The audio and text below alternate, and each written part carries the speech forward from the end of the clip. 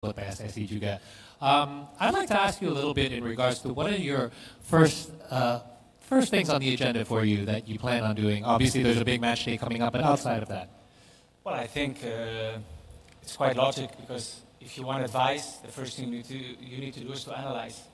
You need to understand the culture, the sport mentality, how to reach objectives, also to show a lot of interest in the local league, to see what are the strong points, what are the points that can be maybe improved, to try to get the maximum out of the players, also for the future. And of course, we do all the decisions. It's a team, federation, of course, the national team coach, Kluivert, with myself. Probably we will look for a sport director or technical director who will be living here day to day. And all of us together in group, we will try to kind of design the right strategy to reach the points Indonesia wants to reach. Oke, yang saya nanyakan adalah apa sih poin-poin yang utama yang akan di-address ya, terutama dari Jordi di awal, dan salah satu yang pertama yang dia akan lakukan adalah analisa. Dia ingin analisa semua level, dan saya juga sempat ngobrol sama Jordi kemarin. Hal yang penting adalah dia ingin ngobrol sama bukan hanya pelatih, tapi pemain, tapi staff juga untuk bisa dapat gambaran yang lebih jelas. Ini infrastrukturnya seperti apa dan strategi ke depan yang harus dibentuk seperti apa juga. Dia juga ingin analisa liga lokal kami juga di Indonesia untuk bisa dapat gambaran pemain lokal kita seperti apa. Dan yang pasti tugas yang utama salah satunya adalah mencari technical director atau direktur teknik. Now let's actually segue to that since you brought it up. Technical director is a role that has been assigned for you to have input in findings. So you yourself have had obviously much experience in a technical director or director of sports. So your current plan to appoint a technical director in Indonesia, what are your considerations in looking for the right candidate? Well, I think it has to be somebody who has experience with different countries, different cultures, different strategies. I also think it's imperative that the person can work together with a national team coach from all the ages, and from there on to design the right structure, help in the day-to-day. And I think it's important to have somebody here to really kind of design the strategy and to know exactly where we want to go and how to get there.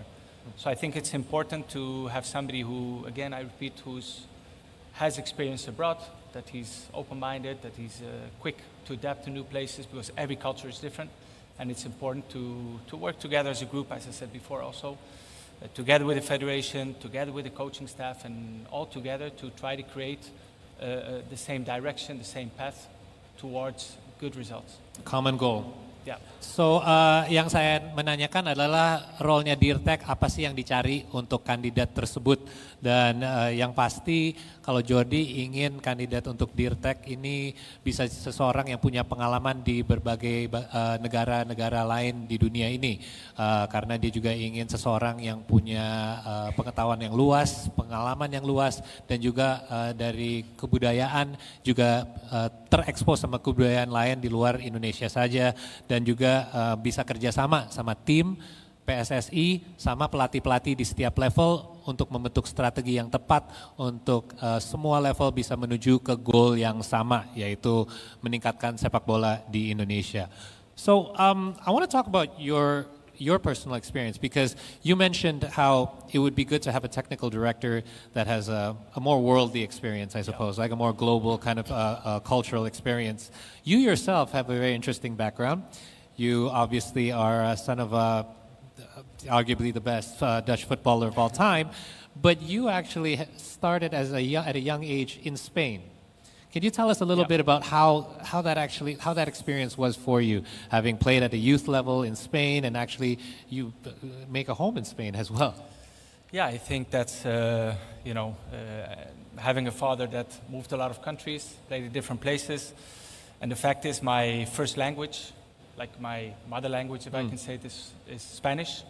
That was the first language I ever spoke, and that's why I also understand in many cases when we talk about players from different cultures playing for which national team, For me, I think I'm one of the few players who played for the Holland, the Netherlands, Dutch national team without ever having played a game in the Dutch league. Right. So I do understand that part. I had the option to play for Spain and also the option to play for the Holland national team. My first language was Spanish. I spent most of my life living in Spain, but I played for Holland. And it's one of those decisions you make with your heart, and you just feel it's the right one, and that's the decision I made. And how do you feel that helped you be more rounded or complete as a person, both as a person and a footballer? Well, I think it makes you open-minded. It makes you understanding. It makes you also understand different cultures, different ways of thinking. And to be honest, the Dutch style, normally it's a very beautiful way of playing football. Very, trying to dominate, trying to play to win. And together with the Spanish mentality, they have also a very strong winning mentality. So the mix of both is a very interesting mix. Very interesting. Yang saya menanyakan adalah justru Jordi Cruyff ini punya background yang sangat unik, di mana dia adalah anaknya Johan Cruyff, seorang footballer legendaris dari Belanda, tapi dia dari umur yang sangat muda sudah pindah ke Spanyol dan udah dari youth academy-nya di sana dan main bertahun-tahun, bahkan dia pun tinggalnya di sana saat ini juga. Bahasa utama dia juga Spanyol, dan tadi juga sebut bahwa ada fakta menarik di mana dia sebenarnya salah satu pemain timnas Belanda yang tidak pernah main di Liga Belanda sama sekali.